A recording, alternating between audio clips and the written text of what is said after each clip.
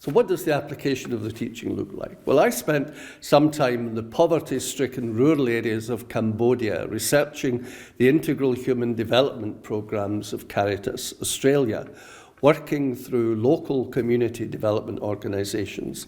And I'd like to share with you what I found there as an illustration of how Catholic social teaching can ethically change the life of the poor.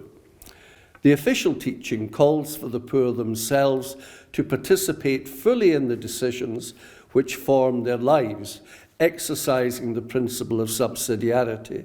This not only occurs in the Cambodian programme, but results in a change in the poorest who led a dysfunctional lifestyle to one which benefits the self, family, and community. Life blossoms materially, but also lives are transformed by the increase in self-confidence and a renewed respect from their more prosperous peers in the micro-society in which they live. As relationships change for the better, the common good is established by an increased empathy for those who were previously shunned, such as the disabled and those living with HIV. They are brought into society as decision makers and bearers of hope for a more fulfilled life, an action which is also a demonstration of lived solidarity. A selfish individualism is abandoned in favour of an organised community who work out their decisions together, make appropriate choices according to the common good principle, and put them into practice through democratically elected self-help groups, which will guarantee some sustainability. The development which unfolded was integral in the sense of covering all aspects of life, putting the human person at the centre of the development process, and resulting not in charitable sentimentality, in Pope Benedict's words, but real transformation, which had a ripple effect from the individual to the family and community, and caused the local government to welcome people who had been previously shunned to avail themselves of services such as schools and clinics. Responsibility began to be shared, and even cultural norms such as patriarchy were breached as women were elected to senior positions in the self-help groups. This resonates with the spirit of the words of Pope Francis in Amoris Laetitia, the joy of love, that history is burdened by the excesses of patriarchal cultures that considered women inferior. One of the few occasions, it has to be said, where a pope has expressed the sin of patriarchy so clearly.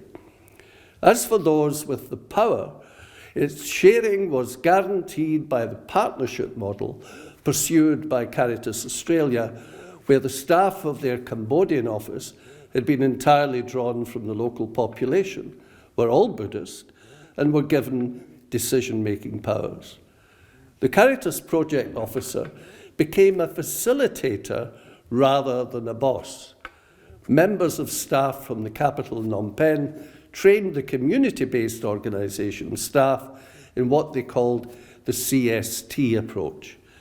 Many of the CBO's staff members experienced a transformation from the approach which they often described as compassion, using a word familiar to them from Buddhism, showing how this methodology is also interreligious.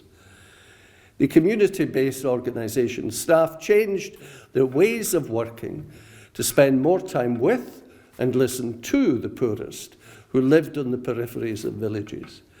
They put into practice the preferential option for the poor, and they began to build up a relationship of trust and understanding, which led to good, ecologically sound development outcomes for the participants in the programs, which they designed together. All stakeholders passed the Pope Benedict test of having a heart which sees, of sharing oneself in the development process, not imposing Western-style values and development models, of displaying empathy, and while aiming for self-reliance of the program participants, remaining in the background as friends to assist rather than functionaries to tick an item off a checklist as done. It was heartfelt concern that was shared, and not a proselytizing faith. At all stages, the dignity of the poorest was not only maintained but enhanced. And this was proven by their journey from being ashamed of their poverty, which led to them feeling like passive objects, to being subjects of their own future and confident in their new lifestyle, their new place in their society, and the new feeling of self-esteem that swept over them and gave them hope. Hope. What a Franciscan word. After his trip to Hungary and Slovakia, Pope Francis said that our life must be a pilgrimage of hope. And I ask you to remember that and how it is expressed in local and global society by the teaching of the Pope. Integral human development is not just for the poorest or for Catholic development agencies.